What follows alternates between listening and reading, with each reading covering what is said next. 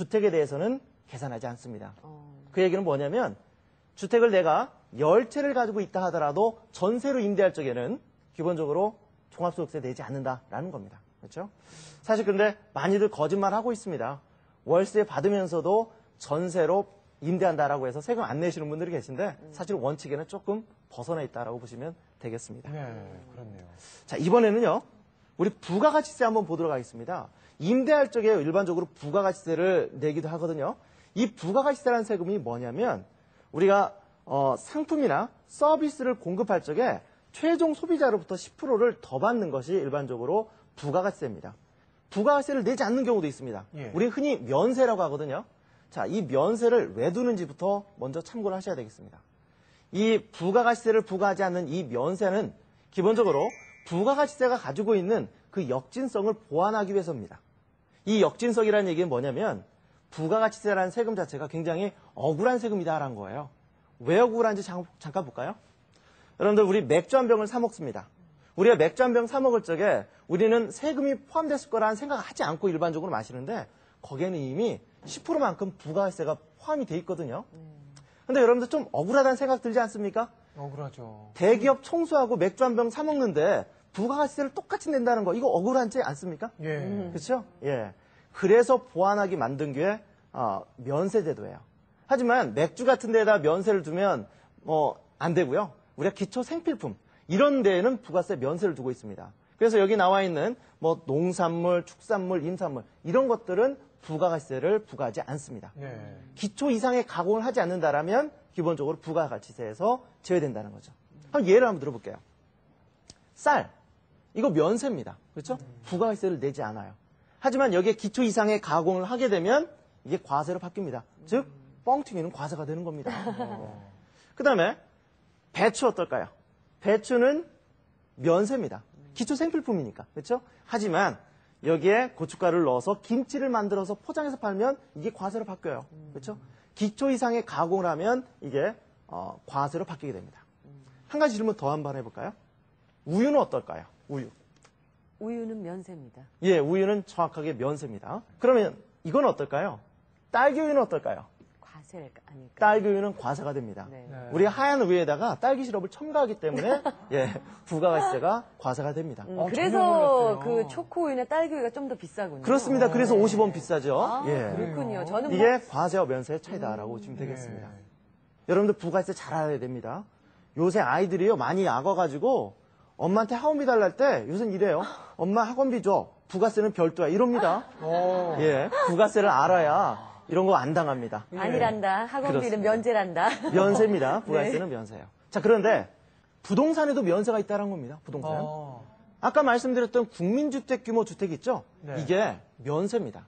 그러니까 전용 면적 25.7평은 부가가치세가 과세되지 않습니다. 여러분들 분양계약서를 보시게 되면 32평형 아파트의 분양계약세는 부가가치세란 말이 전혀 없습니다. 그 이유는 면세이기 때문이에요. 기초 생필품에 해당되기 때문이다라는 겁니다.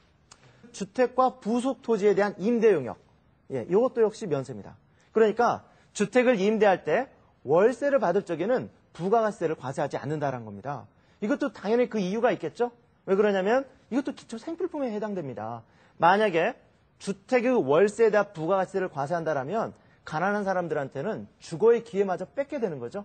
그래서 면세 제도를 두고 있다라는 겁니다. 그 다음에 토지 거래에 대해서도 부가가치세를 제외를 시키고 있습니다. 그래서 아까 말씀드렸던 전용 면적 25.7평이 넘는다 하더라도 내가 분양으로 받을 때 이때 땅값은 부가가치세가 없습니다. 내가 아파트를 분양으로 받았는데 예를 들어서 25.7평이 넘었어요. 거기에 부가가치세는 별도라고 찍혀 있지만 그 부가가치세는 건물 부분만 해당되는 거지 그 땅은 포함되어 있지 않다라는 겁니다. 마지막 정리 한번 해볼게요. 보유 단계에서 세금을 줄이는 방법 제가 3가지로 정리했습니다. 첫 번째, 주택수가 많게 되면 내년도부터 종합부동산세에 대한 세금이 늘어나고 양도소득세 부담이 커집니다. 그래서 주택수를 줄여야 돼요. 주택수를 줄이는 방법은 매매를 하거나 증여를 하는 방법으로 주택수를 줄여야 되겠습니다. 두 번째, 주택을 임대할 적에 월세를 받을 적에 세금이 많이 나오게 되죠. 그래서 일단 임대사업을 고려하되 가급적이면 월세보다는 전세 쪽으로 임대하는 것이 세금을 줄일 수 있는 방법이다라는 겁니다. 자, 오늘 짧은 시간 동안에 제가 하고 싶은 얘기 다 했습니다. 자, 지금부터 마무리를 하도록 하겠습니다. 여러분들 고생 많으셨습니다. 감사합니다.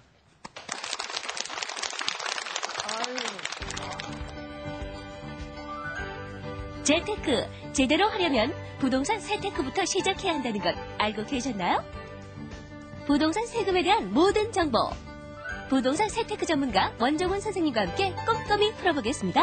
아파트를 구입할 때 납부하는 취득세와 등록세가 일반 부동산을 구입할 때보다 더 저렴하다고 하는데 얼마나 더 저렴한가요? 일반적으로 부동산 취득할 때 네 가지 세금을 내게 되는데 취득세, 등록세, 그다음 교육세와 농어촌 특별세를 내게 되는데요.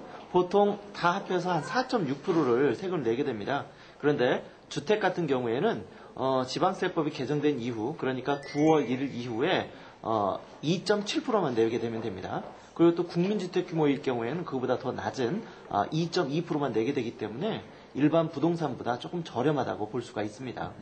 그 상속받은 농지 같은 경우 내년 2007년 이후로 매각하면은 양도세가 부과되지 않는다는데 사실입니까? 일부는 맞고 일부는 틀린 것 같습니다. 농지 같은 경우에는 상속받은 지 5년까지는 부재지 농지로 보지 않기 때문에 중과세 대상에서는 제외됩니다. 하지만 5년이 경과하면 그때부터 양도소득세가 중과세 되고요. 이미 상속받은 지 오래된 그런 농지 같은 경우에는 2009년도까지 중과세를 유예해주고 2009년이 지나면 그때부터는 양도소득세가 다시 중과세가 됩니다. 궁금증이 좀 풀리셨나요? 꼼꼼하게 공부해서 알고 실천한다면 부자 되는 길이 훨씬 가까워지겠죠? 부동산 세테크 정복하기 지금 바로 시작해보세요.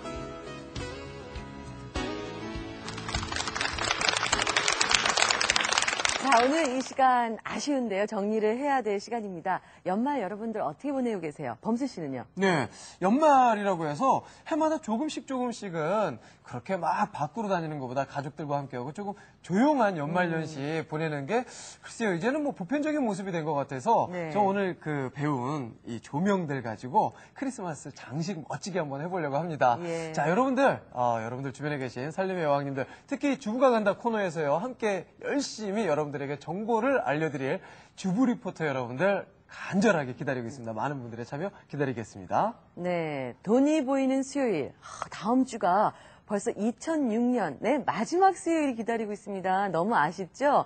주부가 간다에서 정말 많은 생활용품들이 등장을 했었는데요. 그중에서 여러분들이 정말 관심을 많이 가져와 주셨던 그런 것들을 모아서 총정리를 해봤습니다. 네. 그리고 내일 건강충전 목요일에는요. 트랜스 지방을 잡아라. 건강빵, 건강과자. 여러분들 궁금하실 텐데요. 준비했습니다. 저희는 내일 오전 11시 다시 찾아뵙겠습니다. 고맙습니다. 감사합니다.